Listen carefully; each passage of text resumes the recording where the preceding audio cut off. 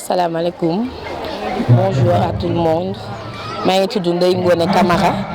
présidente association Les Ambassadeurs de la Solidarité et du Développement.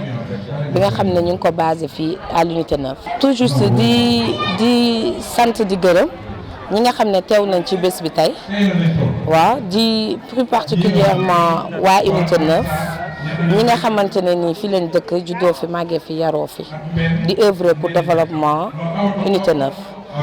waaw di présenter rek sunu association muy ambassadeur de la solidarité et du développement bi nga xamante ne maay présidente bi xale yi doy loo ma jiite ko waa di wax ne rek bés bi tey dafa nekk lu sedd sama xol parce que social nee naa c'est pas donné à tout le monde yombul ku sa xol yaatuwul sa xol laabul mënoo ko bu ñu yàlla dimbalee nag may ñu loo xamante ne nii du tiitar mais dañ koy ndamoo muy nga am xolu joxe comme ni ko sama frère di waxee à chaque fois le social dans le sang mun naa ne lu ñuy tenir à cœur la lu ñu bëgg la lu ñu gën di ko def donte on n'a pas toujours les moyens pour def li ñu bëgg yëpp mais ñu ngi jéem loolu du lu ndaw loolu ñu ngi ci sant di gërëm parents yi nga xam ne ñoo ci participer di leen sant di leen gërëm ci loolu bu baax di ñaan déwén mu gën a yokku tey édition bi nii daan nañ ko def ci yeneen unité mais tey nag ñu ngi ko def ci suñu unité comme ni ma wax rek charité bien ordonnée commence par soi-même suñu biir unité 9 suñu école bi moom la ñu am tey comme fii lañ ko def suba ñu ngi ñaan yokkaat élèves yi ñu fi jox 150 yi ñu jox tey déwén ñu jox leen lu ko ëpp. boo leen gisee tey initiative bi li tax ma def ko à chaque fois dama naan gis ay élèves ñu génn école 9 parfois ñii ñu ngi yor ay sachet yoo xamante ne ay sac yi xotteeku ñii parfois ay raba santé yi la ñuy yor di jàng si loolu nekk loo xamante ni daf ma touché au fond de moi ma ne pourquoi pas duma créer sac de l'écolier biir école 9 pour parents yi nga xamante ne seen loxo jotul seen ginnaaw les familles diminuées ñu mën ci bénéficier wu loolu moo ko jur biñ koy def au début am xol beeg yéene bi mu ngi fi dara nekkul woon ci poche mais sant yàlla les bonnes volontés jàpp nañ ci bu baax su ma limee damay juum mais LPD amuñu fayam suñu président Cheikh Tidiane Touré dañ koy sant di ko jaajëfal di ko gërëm sama ay nijaay ñoom ñu su ma limee damay juum fii ci koñ bi mais mënuma bañ a tudd kii di Babacar Dieng suñu douanier Babacar Dieng dañ koy féliciter di ko sant bu baax a baax di sant aussi di gërëm suñu nostalgie di sant muy Aline Badara Seck moom mooy PDG nostalgie fast food bi dañ koy sant di ko gërëm Pape Djibi Ngom dañ koy sant di ko gërëm fii nii ñoom Maodo Diop dañ leen di sant di leen gërëm bu ñu limee rek dañuy juum bu ñu limee rek dañuy juum kontaan nañ bu baax seen taxawaay. boo gisee projet bi au début famille diminuée élèves yi seen loxo jotu seen ginnaaw moo ko tax a jóg mais bi ñu ñëwee am information que ne sunu meilleur élève bi nga xamante ne moom moo dem Mariama Ba meilleur élève bi dem Mariama Ba fii la jógee ci sunu école loolu sunu ndam la sunu fierté la ñu ne pourquoi pas duñ ko sargal ñu sargal ko sargal les 5 premiers ou les 10 premiers par classe loolu mooy critères yi ñu tànnee ñii ñu jox saag yi tey. sunu association bi ci li ñu tàmmoon di œuvrer lu ci bëri dañ daan def nettoyage léegi année set setal di nettoyer école yi jàkk yi ak kaw tali bi grandes artères yi bi passé 14 mars bi passé tombeek sama jour anniversaire ma ne pourquoi pas duma sargal sama jigéen ñi brave femmes yi nekk fii au lieu que may recevoir cadeau damay innover man à chaque fois damay bëgg a def lu kenn deful ci innovation boobu ci laa duggee sama jour anniversaire au lieu may recevoir cadeau ma sargal 10 femmes yoo xamante ne ni femme battante la ñi di jaay cere fondé ci biir kon ma jox leen offrir leen ay cadeau léegi cette fois-ci yàlla dimbali nañu ñu yeggaliwaat sunu mbébét ci lii nii muy sac de l'école yi bi 150 yi ñu joxe ñu ciy sant yàlla incha allahu rabbi bëgg nañ dem ci daara yi dem ci mosquée yi jàppale leen ci ay nat satala jàppale leen ci satala jullikaay lépp loo xam ne am nañ ko dinañ ko def pour sunu quartier bi ak li ko wër jàppale daara yi jàppale jumaa yi loolu tamit sunu yéene la lii ñuy def dañ ko bëgg a pérenniser lii du fi yam incha allahu rabbi dugg ci yeneen projet dañuy toog di xalaat rek parce que xale yi ku ci nekk am na ay yéeneen am na ñu yor gestion des projets am ñu yor communication ku nekk ak domaine bi mu nekk léegi loolu yëpp incha allah dañuy toog waxtaan ci bindaat projet damay sant di gërëm sama yaay sama yaay mi nga xam ne moo ma tette am na nu ma doon yaree lii duma ko mën damay sant sama yaay bu baax Mariama di ko sant di ko gërëm aw ma fayam xale li mu nàmp liñ naan doom nday da caa foor bu koy nàmpal da koy xool man sama yaay daf maa nàmpal xool ma ak jàkk ak bët ni mu mel rek laa mel nu ma def rek ci moom laa ko jëlee kooku dama koy sant di ko gërëm bu loolu jàllee di sant sama famille papa gis naa taxawaay bi Oumou Camara maa ngi koy sant di ko gërëm sama mag jàppal na ci bés bi ñëw teewal ma loolu rek dafa neex beneen bi may sant sunu waa kon bi yëpp ñëpp ma bëgg di ma dooleel benn mag xeebu ma lu ma leen wax ñu nangu ko tun dama leen di sant di leen gërëm bu loolu jàllee ñu may sant nag sunu maire le maire Moussa Sy mën naa ne bu ma jàngee yor ay diplôme ba taxaw ba mën a xalaat bay bind di teg c'est grâce à moom comme ku santul nit doo sant yàlla maa ngi koy sant di ko remercier di sant sama président fondation sociale dans le sang Mamadou Lam maa ngi koy sant di ko gërëm moom lu ma dugg mu dugg ci mooy sama parrain d'honneur du ma rus di ko wax du ma ko nëbb mooy sama parrain d'honneur di ko sant di ko gërëm mënuma bañ a sant sama mën naa ne moo namu sama xol sama jëkkër sama xarit dama koy sant Baye René Gomis aw ma fayam amul lu may def te du ci dugal loxoom lépp lu may def da ciy dugal loxoom su ko ndil ma ci jusqu'au bout mënoon na ne association bi am na ay jeunes mën nañ ñëw def ko mais depuis ce matin il était là depuis hier sax laay wax il était là jàpp ci ce matin mu toog présenté wu ranger chaise yi defal ma lépp jàppale ma soutien moral financier et matériel macha allah dama koy sant moom it di ko gërëm aw ma fayam di ñaan yàlla yàlla fal ko cat waaw. beneen bi may sant bu baax délégation bi nga xam ne maire yónni na leen fi ak délégation ASC Bidew bi di leen remercier bu baax parce que buñ ma xeeboon du ma amee projet ñëw wax leen ko mën nañ ci bañ a ñëw bokk mais ñàkk ki ñaan moo tax ñu ñëw jàppale ma ci bés bi ñu defandoo ko ensemble ba mu mucc ayib kon dama leen di sant di leen gërëm par le biais de monsieur Lo di ko sant di ko féliciter aussi di sant sama xarit yi sama waa association Azote ñooñu mention spéciale aw ma seen fay di sant di gërëm sama copine sama ami sama xarit Ndeye Fatou Seck loxoom ñëw na amul lu may def te mu tànkam lu ma di woote di ma nemmeeku maa ngi koy sant di ko gërëm xeebalu ma dara maa ngi koy sant di ko gërëm di sant sama xarit sama copine ma communicante Ramatoulaye Seck maa ngi koy remercier ci conseil yi disponibilité am lu nekk maa ngi koy sant di ko gërëm di sant waa RTV ñi nga xamante ne xeebaluñ ma dara lu ma leen woo ñu déplacé ñëw wuy si ma di leen remercier di leen sant bu baax a baax a baax a baax di leen gërëm merci beaucoup di sant directeur d'école bi su ko neexoon duñ fi dugg ba fiy def activité di ko sant di ko gërëm macha allah maa ngi sant sama collègue yëpp su ma limee damay juum jeunesse engagée bu ANC ñëpp maa ngi leen di sant sama maire yeeg femmes yi nekk fi yëpp ñëpp maa ngi leen di sant bu ma limee rek damay juum di sant aussi sama bras droit sama secrétaire général mi nga xamante ne lu may def lu mu guddi guddi lu may dugg dugal ko ci muy Amadou Mbaye bañ naa ko ba dama naan mooy sama oncle préféré lu ma def mu ngi ci ñoom Abdou Aziz ñëpp maa ngi leen di gërëm di leen sant Ndeye Khady sama rakk aw ma fayal Ndeye Khady lu ma woote mu ngi ci daw ci dara lu ma woote mu ngi ci maa ngi koy sant di ko gërëm di ko remercier bu baax a baax a baax Azote mention spéciale merci.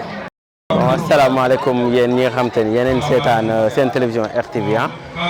dañoo ñëw fii tey si unité 9 en tant que parrain de la journée bi nga xam te ne waa association Azote wax ak waa ASC Bidew bi ñoo ko organisé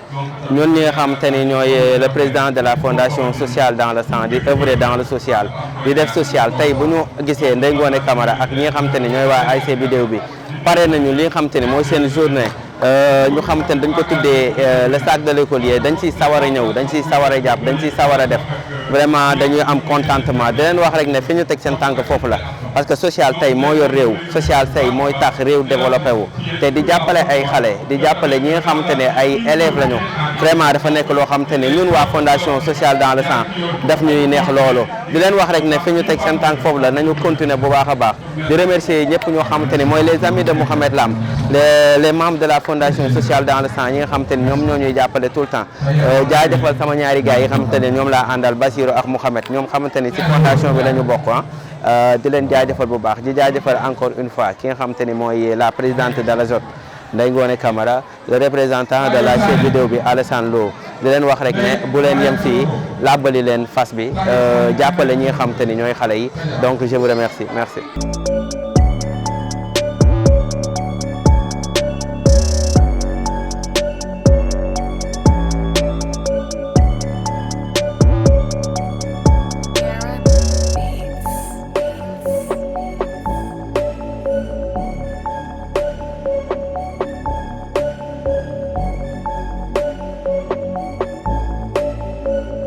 asalaamaaleykum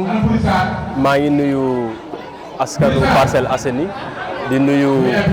waa Unité 9 yëpp man maa ngi tudd Alassane Lo di représentant ASC vidéo bi nga xam ni tey ji li jataayu tey bi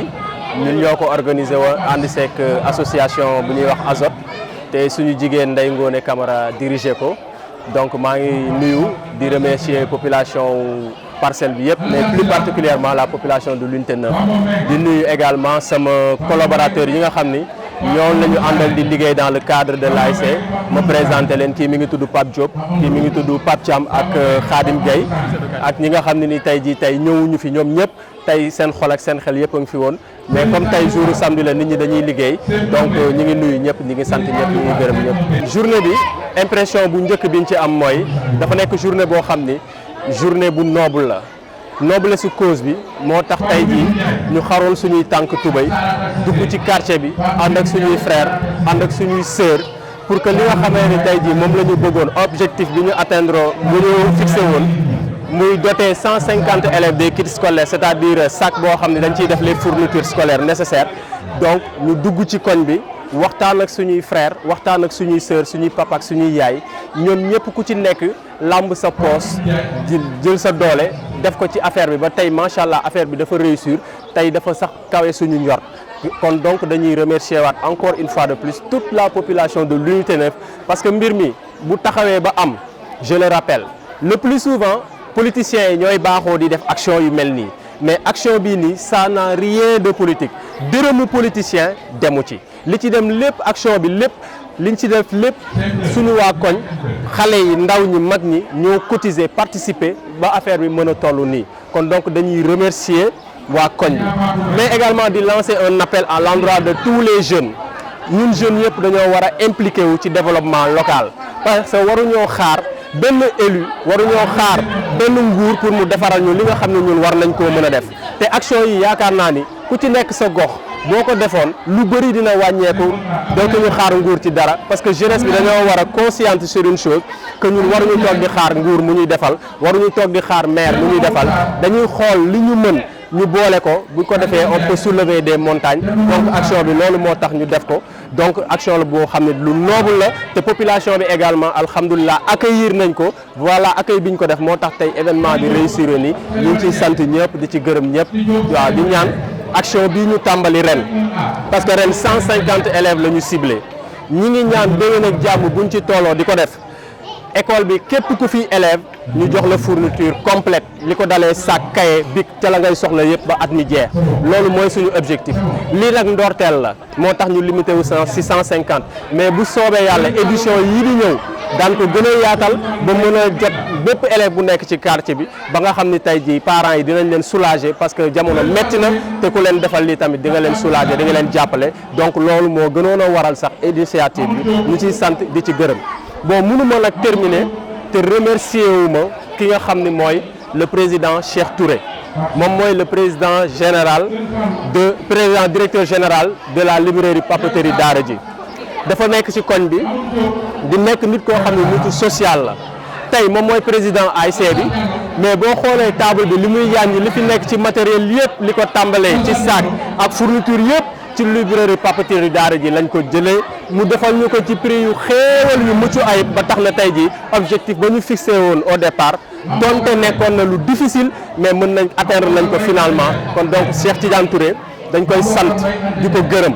mouvement associatif bi xam nañ ko parce que bëri na final yoo xam ne ci zone bi moom lañ ko parrainé donc par conséquent dafa nekk nit koo xam ne nit ku social la day yëngu ci social donc loolu tamit dañ ko ciy remercier di ko sant di ko gërëm di remercier également sama jigéen Ndeye Ngone mi nga xam ni initiative bi ñoo ko ànd def ko ba fu mu toll nii tey mu toll fi parce que lii rek mooy politique man politique gu ma moom certes day politique mais lii jëmmulu ci daray politique dañ ko def lu social loo xam ne dafa jóge ci ñun war a delluwaat ci ñun maanaam ci suñu njaboot parce que ci quartier bi la ñu dëkk am fi ay doom ay rakk ak ay jarbaat donc événement yu mel ni su amee wala action yu mel ni su amee te initiative bi jóge ci ay doomu quartier bi donc li olof naan dërëm bi génnul gaal gi foofu lañ taxawee donc ñu koy remercier di ko ñaanal aussi carrière bi mu bëgg ci politique yàlla defal ko ko parce que bu fekkee lii mooy politique am na njariñ parce que politique ak sa gox loo xam ni tey da nga ko am lu rafet nga indi ko sa gox sa ay rak ak say mag jariñoo ko donc politique bi ñëpp bëgg nañ ko donc ñu koy remercier di ko naan mu gën a persévérer parce que action yi moom boo ci nekkee rek incha allahu rabbi dina jëm kanam ñi ngi remercier ñëpp ñi ngi sant ñëpp ñi ngi gërëm ñëpp merci beaucoup. asalaamaaleykum donc man maa ngi tudd Ramatoulaye Seck donc di jeune actrice de développement nekk aussi étudiante. journée bi de xanaa kontaan ci rek vraiment te aussi mu nekk loo xamante ne ni suñu fierté la di mois ki nga xamante ne tey moom moo am initiative bi di Ndeye Ngone mu nekk suñu grande sœur nekk koo xamante ne aussi yaakaar naa ni suñu collègue la suñu ko mën a waxee mu doon koo xamante ne référence la donc tey bu defee journée bii vraiment convié ma si def ma sax parmi les marraines donc la doon loo xamante ne lu ñu rafetlu la donc yaa ngi gis tey waa PA Unité 9 ñëpp ñu ñëwee wuy si ko mais aussi magnifier liggéey bi nga xamante ne ni mu ngi koy def sur le terrain donc vraiment amuñ sentiment lu dul sentiment de satisfaction mais su contentement vraiment di ko ñaanal di wax ne aussi yeneen année yi nga xamante ne mi ngi ñëw dina doon loo xamante ne réussite totale lay doon. di santaat ñëpp di gërëm ñëpp di ko remercier aussi moom di remercier ñëpp ñi nga xamante ne ñu ngi koy jàppale nekk ci association bi di leen wax ne bu ñu bàyyi nañu continuer parce que lii nii moom moo nekk solidarité politique kii di politique moom moo nekk l'art de bien gérer la cité kii di politique moom moo nekk l'art de participer dans les gestions de la commune donc moom aussi tey firndeel na ko wane na ko à travers action bu noor bi nga xam ne def na ko jàppale ay rakkam jàppale ay sœuram ak ay frères am seen éducation parce que Nelson Mandela wax na ko l'éducation est l'arme la plus fatale pour que nit mu mun a changer li nga xam ne moom mooy xaru dëkkam kon ñu ngi koy remercier encore une fois di ko wax ne man de en tout cas kontaan naa trop ci initiative bi merci beaucoup.